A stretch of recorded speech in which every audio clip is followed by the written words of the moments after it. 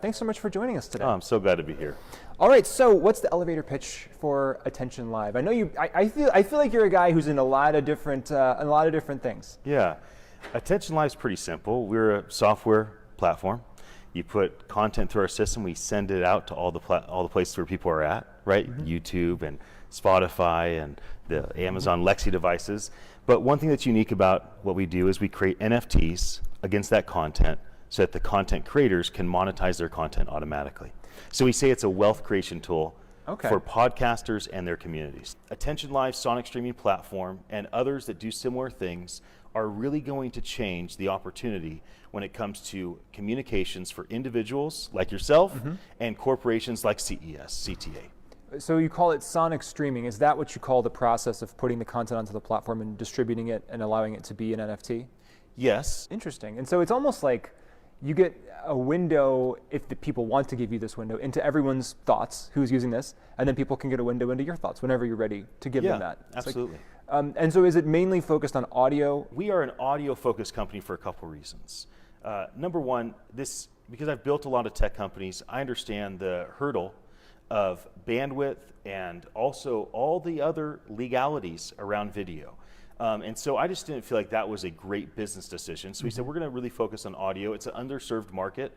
The other thing is, just when I project the future, I think that people are going to gravitate more and more and more toward audio. I think there's a higher probability that my conversation today will be heard a lot more than it will be watched in the next decade. And so for us, for content creators, if you're creating audio, you don't have to worry about what you look like, what's behind you, who's behind you, what logo you have on. If you're a content consumer, you don't have to give it your undivided attention looking at a phone, looking at a screen. You can passively consume content that way. I would say that the Web3, Metaverse, crypto, blockchain, NFT worlds are likely in the second trimester in the womb, still being formed, not yet born. But we can at least look at the ultrasound, right? Well, Ian Utilli, founder of Attention Live, thanks so much for joining us today. Thank you so much for having me. Welcome to Las Vegas.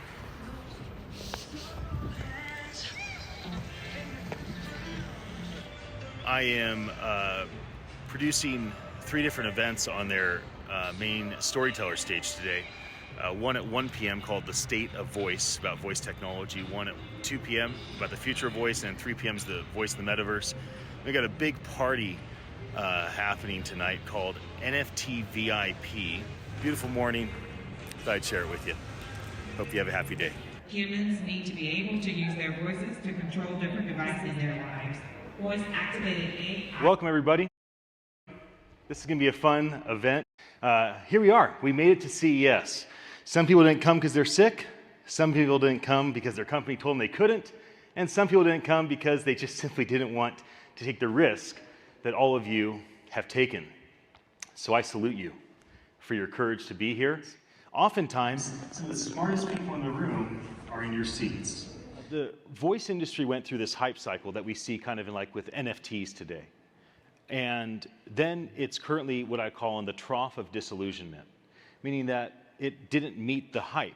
And now people are like, well, the Amazon Lexi device and the Google Assistant device and Siri, it's not working the way I wanted it to, or I've spent all this time, money, energy implementing this strategy and it didn't turn out the way I wanted it to. For those that are willing and capable, I want you to stand up with me. We only have 1 more minute left in this session, so it's just for a moment. Stand up. Everybody, this is what we need the state of voice to do. We need the state of voice technology to get up off its ass and stand up. So let this be a moment that I try to put courage in your soul, that I try to encourage you by saying, probably the main thing our industry needs is a little enthusiasm. To stand up and recognize that blind people are desperate for us, that people that don't speak a major language, they're desperate for our technology to work correctly, that the state of voice technology is the one catalyst that the majority of the 3 billion people that don't have the internet, they're going to get it soon, need, because if they're not going to use thumbs on glass.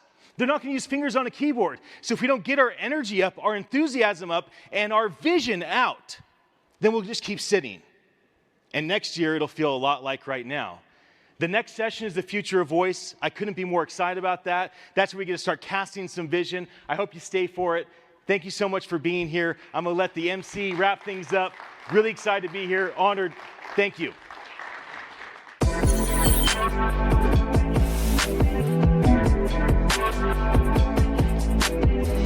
With AI and voice, it can do a lot more than just simple tasks. Like Hey Siri or asking Alexa to play music for you, it can understand human thought and emotion because AI is intelligent enough to know how you feel, so it can really take your experience further by understanding your thoughts as well as emotion.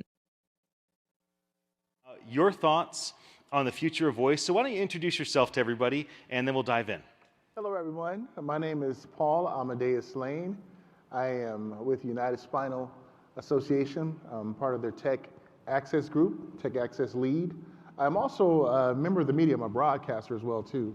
Host several shows, tech and entertainment, and been a wheelchair user for over 29 years on the 21st of this month. And I just love talking about tech, love inspiring ones, love just bridging that conversation to have accessible technology out there that can really have tech for a greater good. Sure. Thank you, everybody. Thank you, Gabe. Gabe, why don't you come on out? I'm going to bring out Gabe Vigors. I met Gabe when he was 14 years old. Welcome, Gabe. Howdy. And now he's the ripe old age of 18. Why don't you take a seat? Let's dive in for a moment. Your team at Veritone, creating Marvel AI, bringing Odyssey to market, it's really, really important for the progression of the future of voice. Thank you for being part of this, and thank you for all that you and your team are doing. When I was talking with Paul down here, and I asked him to tell me what got him emotional, I started crying. I started thinking about, what if I hurt myself when I was in a wheelchair for the last 29 years? Life is not fair. It's not fair that happened to Paul. It's not fair that it didn't happen to me. And then I start to think through the why we need to develop the future of voice.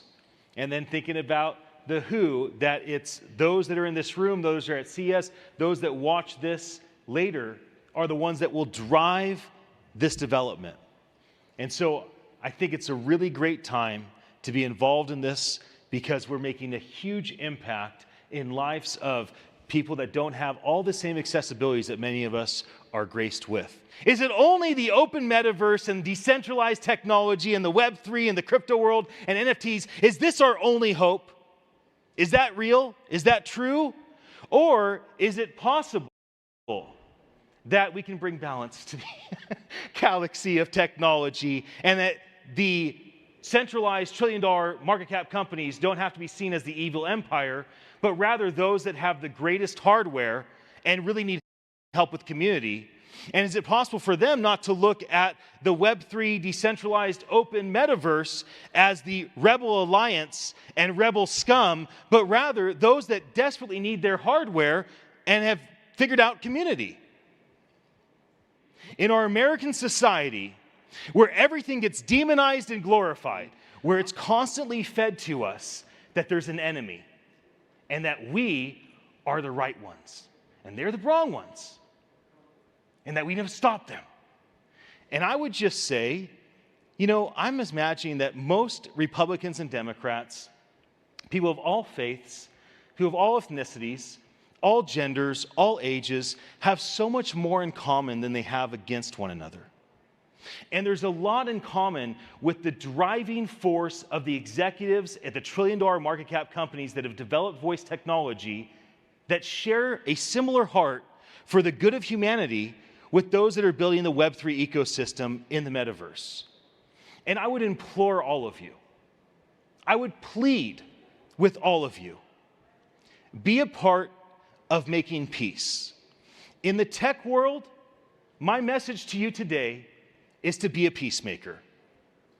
That's my message. Be a peacemaker. That's my final word. That's the final thing I want to say to you. It doesn't matter if you're an executive or an assistant in the evil empire of the voice tech trillion-dollar market cap companies, or you're one of the big cryptocurrency holders that's driving forward all of the Web3 glory. Find a way to work together, because that is how we will achieve all of our common goal, and that my friends, is a worthy effort. Oh, thank you. That's very kind of you. Slow down. All right, here's the move, everybody. There you go. This is how you do this, right? Sideways. That's right. Oh, dude's gonna kick you out right there. Slamming my $50,000 escalator. Don't talk to me like that. Don't you dare. Don't you dare talk to me like that. And it was. By myself. No joke.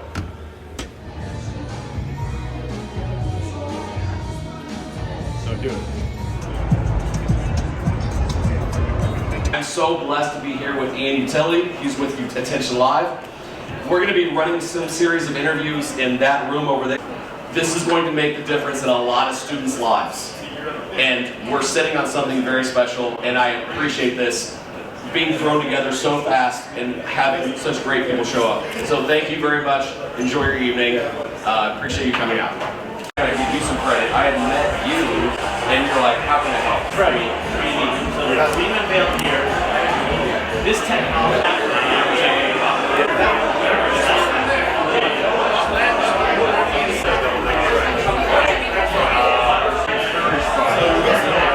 can't ignore that.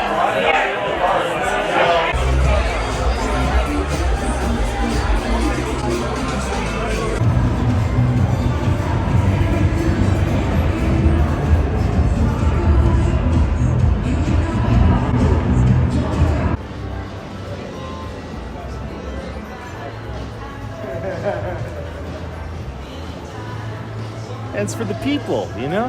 It's for the people. Okay, almost there. I haven't gotten kicked off my board yet, which is a huge accomplishment. Huge. He had a badge on, so, you know, he could have done it, but sometimes people in charge, they just look at me and they go, looks like he's having fun.